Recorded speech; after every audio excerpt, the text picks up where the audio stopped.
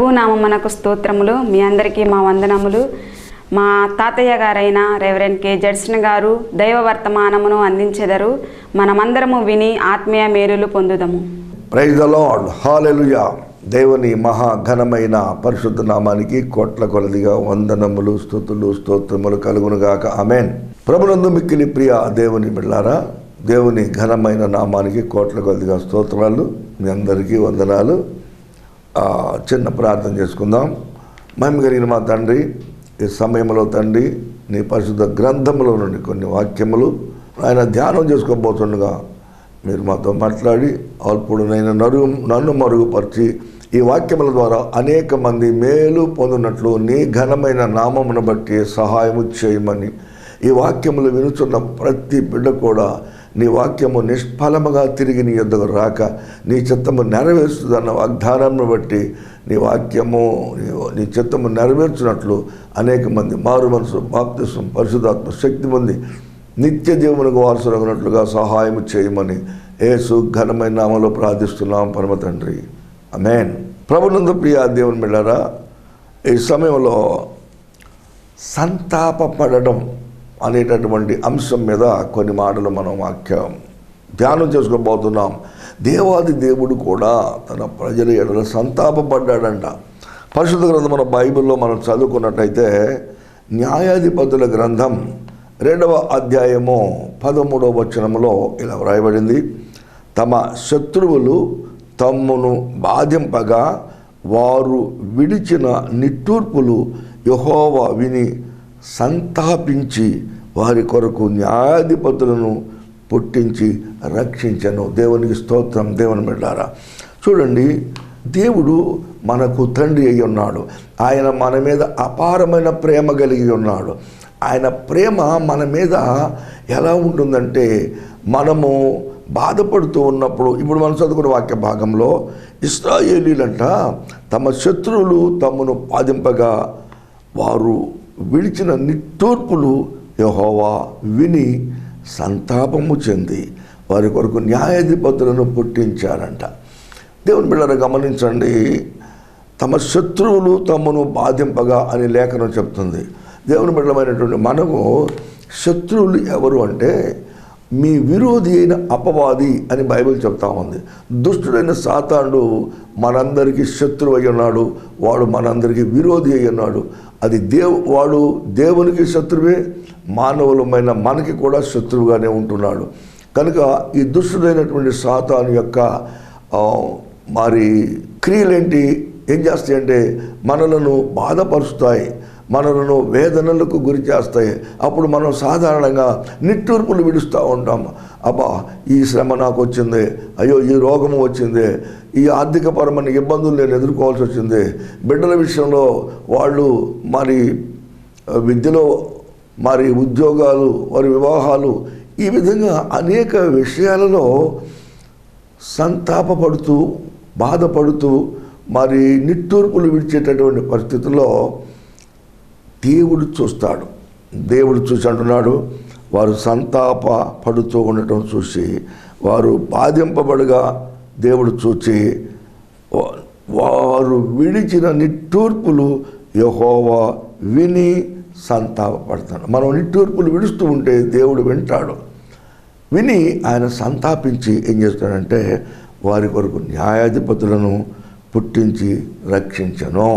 వారి కొరకు న్యాయాధిపతులను పుట్టించి వారిని రక్షించారు. ఈ దినాల్లో మనం కూడా అనేక విషయాలలో కష్టపడుతూ పడుతూ అయ్యో నాకు ఎవరున్నారు, నాకు ఆధారం ఎవరు, నాకు దిక్కు, మరి మహాభయంకరమైన ఇబ్బందిలో నేను ఉన్నాను, నన్ను ఆదుకునేవారు ఎవరు, నా కష్టము నా బంధువులు తీరుస్తారా మరి అని ఎవరి కోసం మనం ఎదురు చూస్తూ నిట్టూర్పులు విడుస్తున్న పరిస్థితుల్లో దేవుడు అన్నాడు, నేనున్నాను అంటున్నాడు. ఆయన మనలను కాపాడి సంరక్షించి రక్షించుటకు సమర్థుడైన దేవుడై ఉన్నాడు. దేవునికి స్తోత్రం. ఆయన తమ కొరకు న్యాయాధిపతులను పుట్టించి రక్షించెను అని వ్రాయబడింది. కనుక నీవు సంతాపపడుతూ నీవు మరి వేదన పడుతూ ఉండటం దేవుడు చూసి నీ కొరకు రక్షకుడిని పుట్టించాడు. ప్రపంచవ్యాప్తంగా మానవులందరూ పాపములో మగ్గిపోతూ నరకానికి పోతూ ఉన్న సందర్భంలో దేవాది దేవుడు యుగముల అంతమును తన కుమారుని లోకానికి పంపించి మన నిట్టూర్పులు, మన వ్యధలు, మన బాధలు విని మనకి కుమారుడు అనుగ్రహింపబడ్డాడు. ఆయన భుజాల మీద రాజ్యభారం ఉంటుంది. ఆయన మన కొరకు ఘోర శిలువ శ్రమను అనుభవించాడు, రక్తం చిందించాడు. ఆయన రక్తంతో మనలను కడుగి శుద్ధీకరించి తన కుమారుడుగాను తనకు కుమార్తెలుగాను ఏర్పాటు చేసుకుంటున్నాడు. అద్భుతమైన ప్రేమ ప్రదర్శించాడు. దేవునికి స్తోత్రం కలుగునుగాక. మన దేవుడు మన పక్షంగా బాధపడే దేవుడు, కష్టపడే దేవుడు, వ్యధను అనుభవించే దేవుడై ఉన్నాడు, బాధపడే దేవుడై ఉన్నాడు. పరిశుద్ధ గ్రంథంలో బైబిల్లో మనం 53వ అధ్యాయం యెషయా గ్రంథంలో చూస్తే నిత్యముగా అతడు మన రోగములు భరించాడు, మన వ్యసనములు వహించాడు, మన సమాధానార్థమైన శిక్ష అతని మీద పడిను, అతడు పొందిన దెబ్బల చేత మనకు స్వస్థత కలుగుతూ ఉన్నది. కనుక మన దేవుడు మన పక్షంగా మరి సంతాపపడి బాధపడే దేవుడై ఉన్నాడు. దేవునికి స్తోత్రం కలుగునుగాక. ఆమేన్. అలాగే ప్రభునందు ప్రియబడిన 2వ సమూయేలు 24వ అధ్యాయం 16వ వచనంలో, అయితే దూత యెరూషలేము పైని హస్తము చాపి నాశనము చేయబోయినప్పుడు యెహోవా ఆ కీడును గూర్చి సంతాపమొందెను. దేవునికి స్తోత్రం కలుగునుగాక. హల్లెలూయా. దేవుని బిడ్డలారా, ఇక్కడ దేవుని యొక్క దూత యెరూషలేముపై తన హస్తాన్ని చాపి నాశనం చేయబోయాడు. ఎందుకంటే యెరూషలేము కాపురస్తులు చేసిన ఘోరాతి ఘోరమైన దుష్కార్యములను బట్టి దేవుడు యెరూషలేమునకు శిక్ష విధించడానికి సిద్ధపడ్డాడు. యెరూషలేమునకు శిక్ష విధించడానికి పూనుకున్నప్పుడు ఏమైందంటే అనేక మంది మరణించడం ప్రారంభించారు. వారు చనిపోతూ ఉన్నారు. వారు చనిపోతూ ఉన్నప్పుడు దేవాది దేవుడు ఏం చేశాడంటే, అయ్యో ఈ విధంగా జనం చనిపోతూ ఉన్నారే అని చెప్పి దేవుడు వెంటనే యెహోవా ఆ కీడును గురించి సంతాపం పొందెను. కీడు జరుగుతూ ఉన్నప్పుడు, తన ప్రజలకు కీడు జరుగుతూ ఉన్నప్పుడు దేవుడు సంతాప పొందినట్లుగా మనం ఈ లేఖనంలో మనం చూస్తూ ఉన్నాం. అప్పుడు దేవుడు ఏం చేశాడంటే, నాశనం చేయబోయేటటువంటి దేవదూత యొక్క హస్తము యెరూషలేమునప్పుడు చాపబడుతూ ఉన్నప్పుడు, నాశనము చేయబోయినప్పుడు యెహోవా ఆ కీడును గురించి సంతాపం పొంది ఆపమన్నాడు. నీ చెయ్యి వెనకకు తీయమన్నాడు. వెంటనే ఆ దూత తన చెయ్యి వెనకకు తీశాడు. దేవుడారా, మన దేవుని దగ్గర ఎన్నో కోట్ల దేవదూతలు ఉంటారు. ఆయన ఒక్క దేవదూతను పంపితే ఈ లోకాన్ని మొత్తాన్ని నాశనం చేయవచ్చు. కానీ ఆయన నాశనం చేయడానికి కాదు ఆయన వచ్చింది, మనలను ప్రేమించి మనలను రక్షించడానికి, తన ప్రాణం సైతం మన కోసం అర్పణ చేయడానికి ఆ మహాప్రభు మన కోసం వచ్చిన జీవము కలిగిన దేవుడై ఉన్నాడు. దేవునికి స్తోత్రం కలుగునుగాక.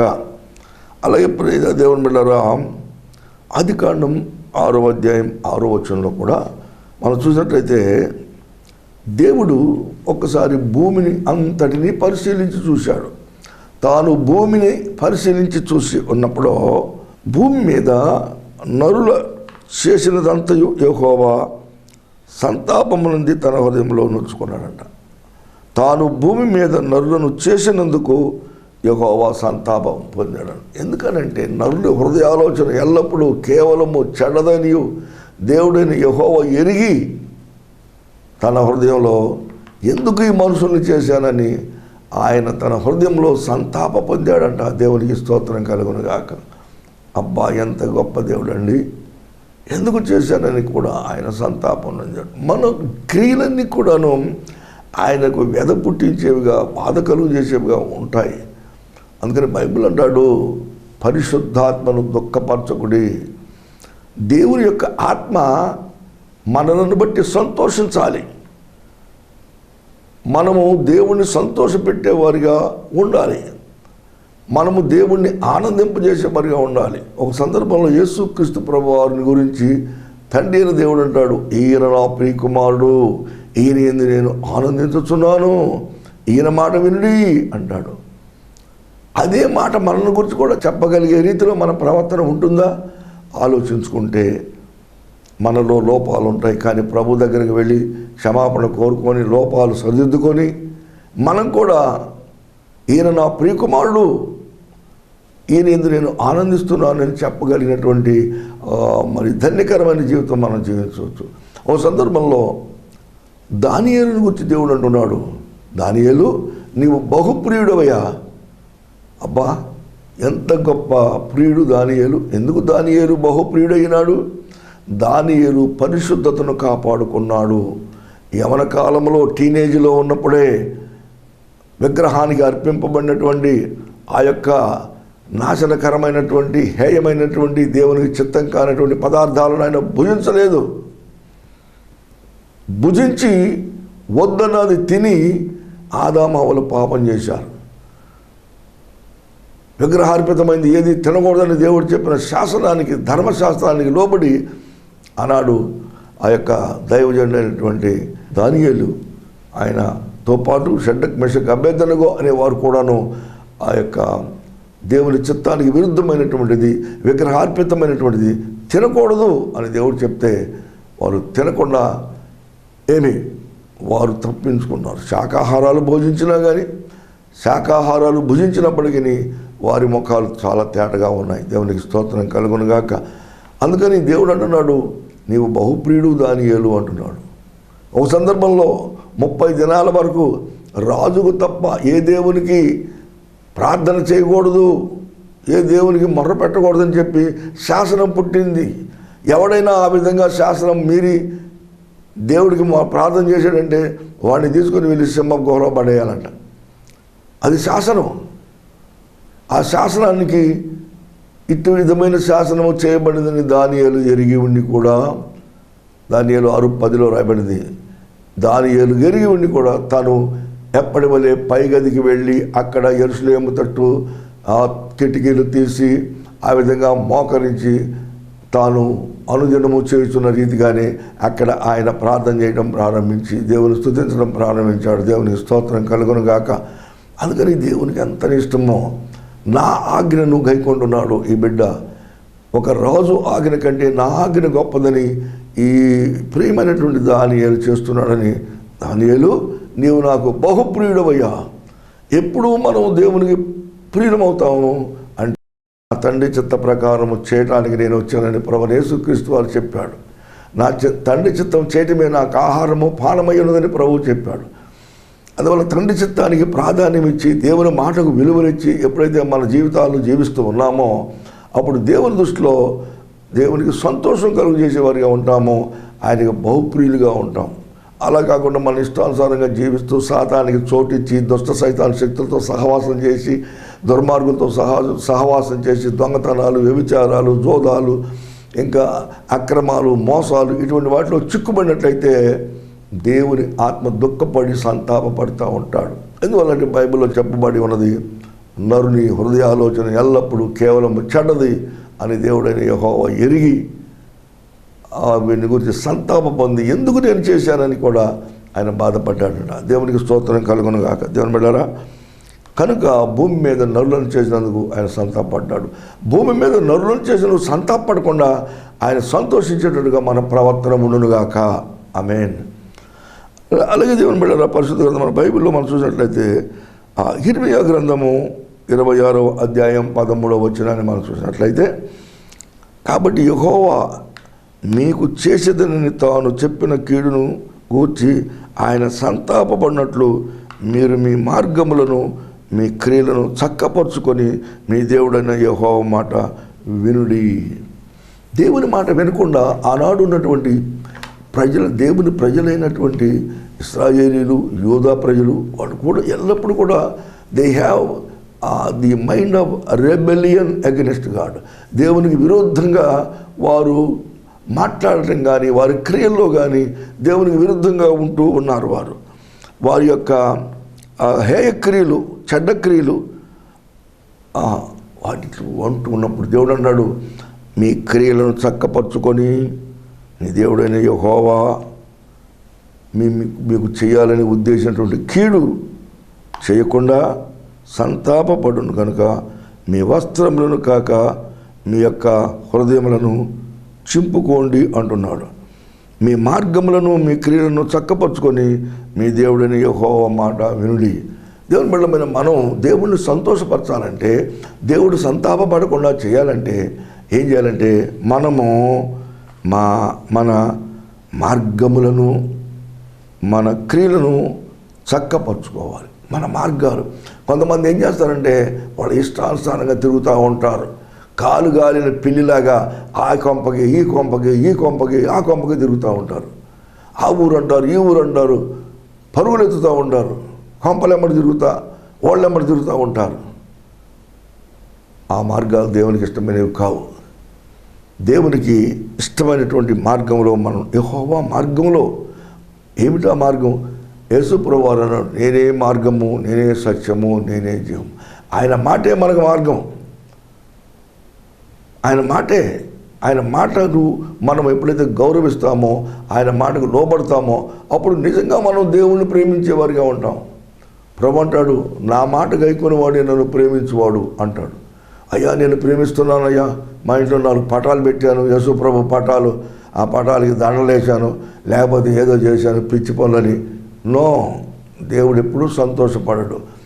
దేవుడు సంతోషపడేది ఎప్పుడంటే ఆయన మాటకు నువ్వు గౌరవించి ఆయనకు లోబడినప్పుడు మాత్రమే, దేవుడు నీ క్రియలను చక్కబరుచుకున్నప్పుడు మాత్రమే, ఆయన మాట విన్నప్పుడు మాత్రమే ఆయన సంతోషిస్తాడు. సంతాపపడకుండా, ఆయన్ని బాధ పెట్టకుండా ఉండాలంటే మనం ఆయన మాట విందాం, ఆయన మార్గాలు అనుసరిద్దాం.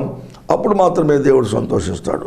అలాగే పరిశుద్ధ గ్రంథం బైబిల్లో యోవేలు గ్రంథం 2వ అధ్యాయం 13లో అంటున్నాడు, మీ దేవుడైన యెహోవా తాను చేయనుద్దేశించిన కీడు చేయక పశ్చాత్తాపపడును గనుక మీ వస్త్రములను కాక మీ హృదయములను చింపుకొండి, ఆయన తట్టు తిరుగుడి.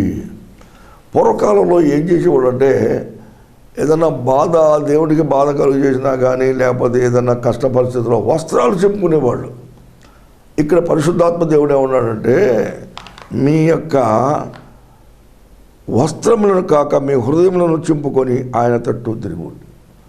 నీ హృదయాన్ని చింపుకోవడం అంటే, నీ హృదయం వేదనతో విరిగి నలిగిన హృదయంతో దేవునికి మొర్ర పెడితే, విరిగి నలిగిన హృదయాన్ని దేవుడు అలక్ష్యము చేయడు.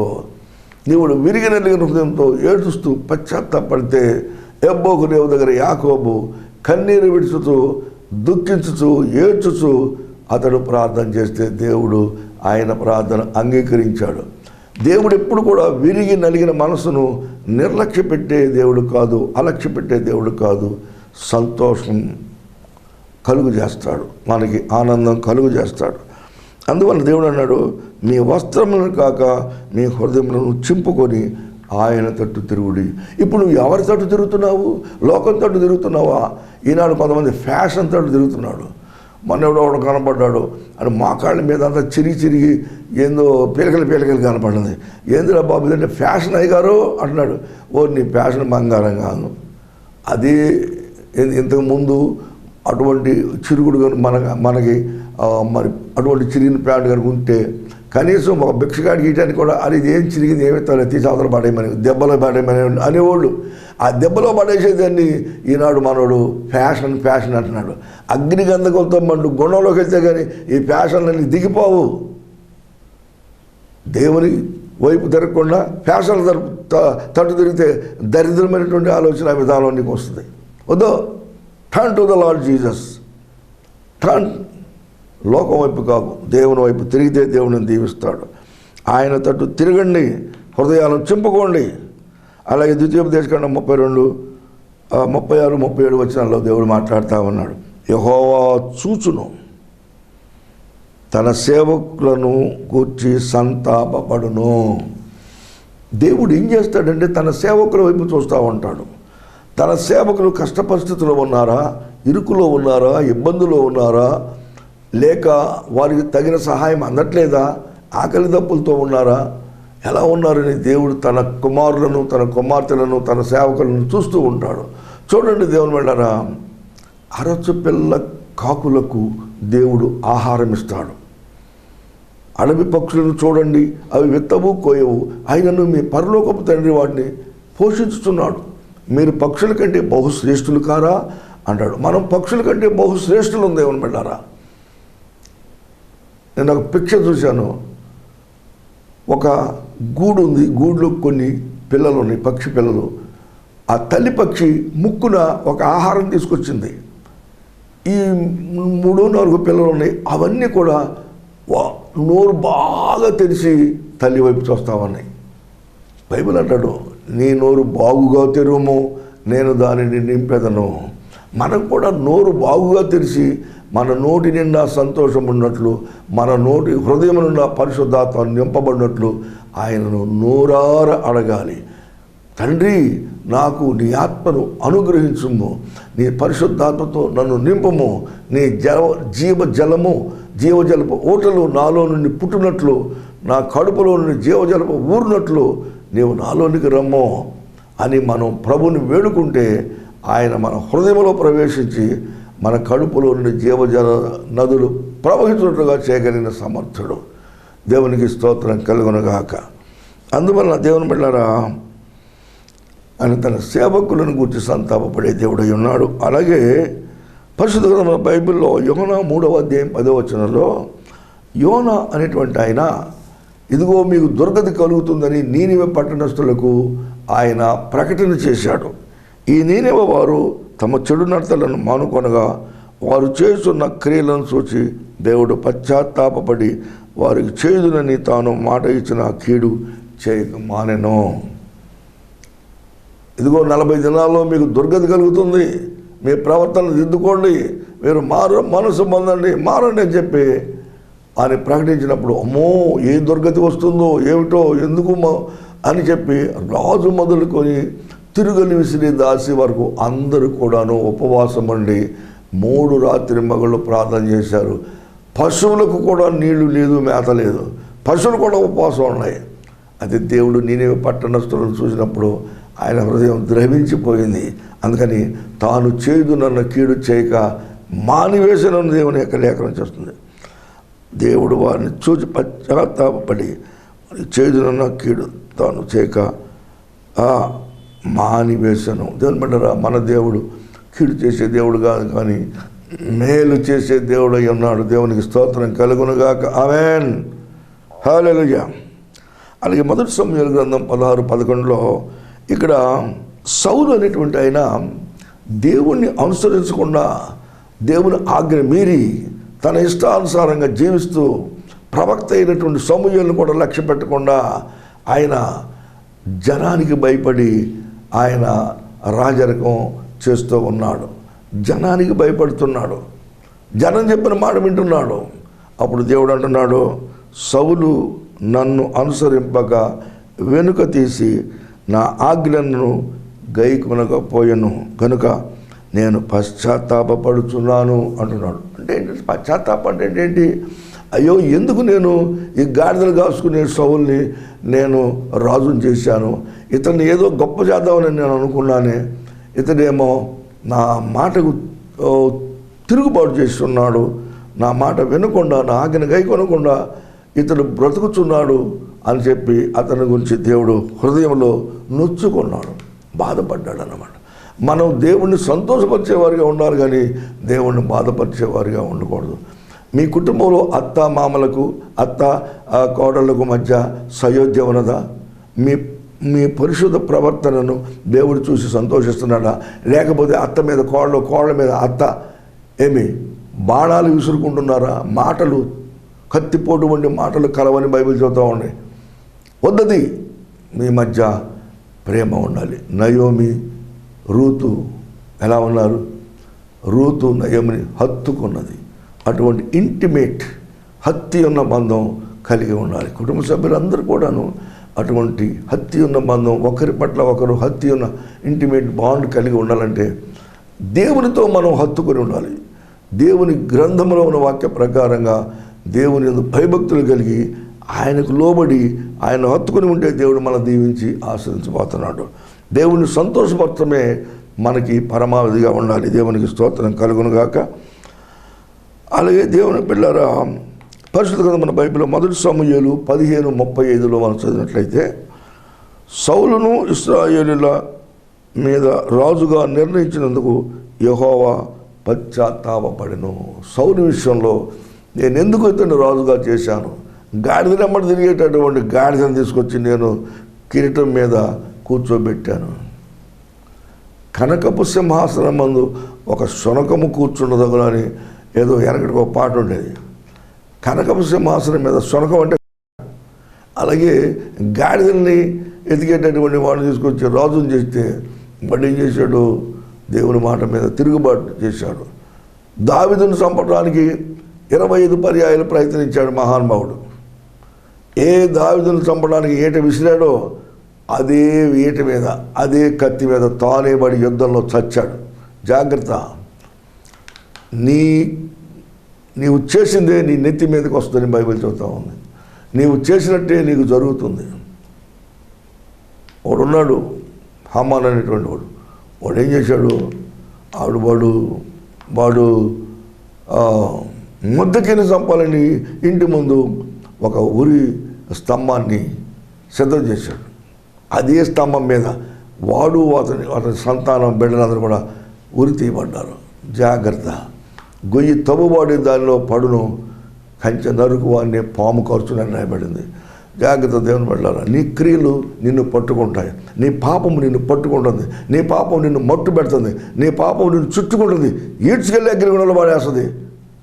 నీ పాపం కోసం యేసు ప్రభు ప్రాణం పెట్టినా నీవు దాన్ని వినియోగించలేకపో పాపంలోనే కొనసాగుతూ ఉంటే ఏమి?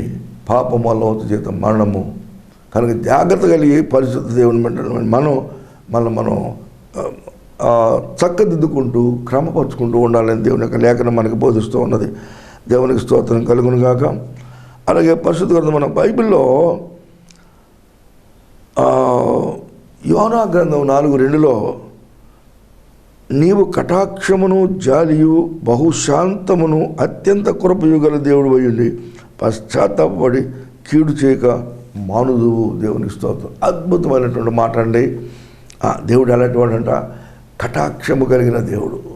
కటాక్షము కలిగిన దేవుడు. అబ్బాబ్బాబ్బా, కటాక్షం అంటే మనలను చూసి మన మీద జాలి పడేటటువంటి దేవుడు. అలాగే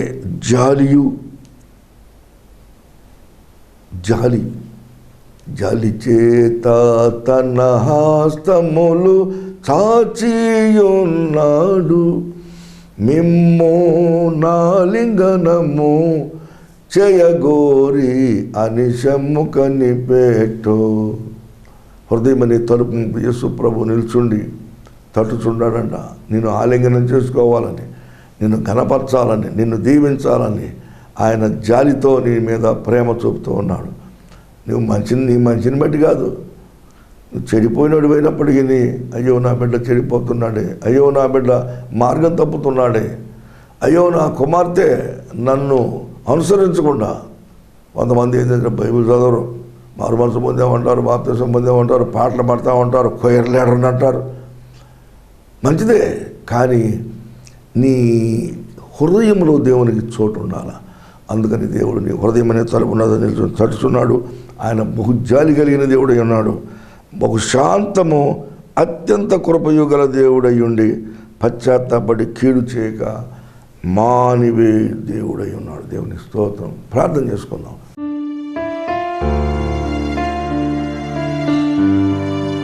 మహాపరిశుద్ధుడైన మా ప్రియ పరలోక తండ్రి, నీవు ఎంతో అత్యంత కరుణా కటాక్షములు కలిగిన దేవుడు అయ్యండి, జాలి కలిగిన దేవుడు అయ్యండి.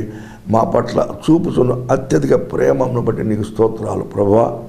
నీవు సంతాపము నుండి దేవుడు మా పట్ల నాయన నీకు ఉన్న కృపను బట్టి నీకు కోట్ల కొద్దిగా స్తోత్రాలు చెల్లిస్తూ ఉన్నాం తండ్రి. మేము ఎల్లప్పుడూ నిన్ను హత్తుకుని జీవించే బిడ్డలుగా మమ్మల్ని రూపాంతరపరచండి. ఈ యొక్క వాక్యములు వినుచున్న ప్రతి బిడ్డ కూడా ప్రభువా నిన్ను విడువక, నీ మీద తిరుగుబాటు చేయక, నిన్ను హత్తుకుని జీవించే బిడ్డలుగా రూపాంతరపరచమని యేసుక్రీస్తు ప్రభు ఘనమైన నామములో మిక్కిలి వినయంతో వేడుకొని ప్రార్థిస్తున్నాం పరమ తండ్రి. ఆమేన్. పరమ తండ్రి అయిన దేవుని ప్రేమ, ప్రభువు యేసుక్రీస్తు వారి కృప, పరిశుద్ధాత్మ సదాకాలం మనందరి తోడై దీవించి ఆశ్రయించి వర్ధిల్ల చేయగాక. ఆమేన్. అందరికీ వందనాలండి. దేవాది దేవునికి స్తోత్రం కలుగును గాక. ఆమేన్. దైవజనులు చెప్పిన వాక్యము ద్వారా మనందరము ఆత్మీయంగా మేలులు పొంది ఉన్నారని విశ్వసించుచున్నాము. మీరు సంప్రదించవలసిన మా అడ్రస్ రెవరెండ్ కె జడ్సన్ గారు, జడ్పీసీ ప్రెసిడెంట్, నందివేలుగు, జాషువా నగర్, తెనాలి మండలం, గుంటూరు డిస్టిక్. మీ యొక్క ప్రార్థన అవసరతల కొరకు మా యొక్క ఫోన్ నెంబర్స్ 9441178232 మరియు మా యొక్క వాట్సాప్ నెంబర్ 9908954303. అందరికీ వందనం.